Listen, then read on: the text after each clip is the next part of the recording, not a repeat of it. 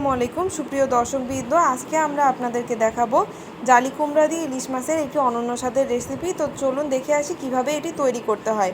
প্রথমে আমরা একটি কড়াইয়ে সাদা তেল নিয়ে তাতে পেঁয়াজ কুচি এবং কাঁচামরিচ কুচি অ্যাড করলাম। তারপরে এতে অ্যাড করব হলুদের গুঁড়া প্রয়োজন মতো, লবণ প্রয়োজন মতো। এরপরে আমরা অ্যাড করব সরিষা বাটা, জিরা বাটা এবং রসুন বাটা। এটি দিয়ে আমরা একটু ভালোভাবে কষিয়ে নিব। খুব ভালো করে কষিয়ে নেবেন। তারপরে এখানে আমরা প্রয়োজন মতো পানি দিয়ে দিব। পানি দেওয়ার পরে ইলিশ মাছগুলো খুব আলতোভাবে আমরা এটা বসিয়ে দিব। মাছগুলো যখন এরকম জাল করা হয়ে যাবে তখন ঢাকনা দিয়ে এখানে রেস্টিংয়ে রেখে দিব। এরপর আমরা আরেকটি কড়াইয়ে জালি কুমড়া রান্নার জন্য সাদা তেল, পেঁয়াজ কুচি, কাঁচামরিচের ফালি অ্যাড করব। একে একে অ্যাড করব সাদা সরিষা বাটা, রসুন বাটা এবং জিরা বাটা।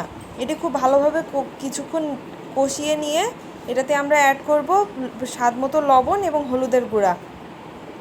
এটিকেও খুব ভালোভাবে ভাজা ভাজা করে কষিয়ে নেবেন। তারপরে জালি কুমড়া অ্যাড করে মিশিয়ে নিয়ে কিছুক্ষণ ঢাকনা দিয়ে ঢেকে রাখবেন। ঢাকনাটি খুলে দেখবেন যখন এরকম পানি বের হতে শুরু করছে, আলাদা কোনো পানি অ্যাড করার এখানে প্রয়োজন নেই। আবার ঢাকনা দিয়ে ঢেকে দিবেন এবং দেখবেন যখন পানিটি শুকিয়ে গেছে তখন এটিকে ভালোভাবে খুন্তির সাহায্যে কিছুক্ষণ নাড়িয়ে প্রয়োজন মতো পানি দিয়ে দিবেন। পানি দিয়ে দেওয়া হয়ে গেলে এটি কিছুক্ষণের জন্য ঢাকনা দিয়ে রেখে দিন, 5 থেকে 10 মিনিটের জন্য। তারপর দেখবেন এরকম ফুটতে আরম্ভ করবে, তখন খুবই আলতোভাবে মাছগুলো এর উপরে বসিয়ে দিবেন, কোনোভাবে যেন মাছগুলো ভেঙে না যায়। এরপরে ঢাকনা দিয়ে ঢেকে দিন।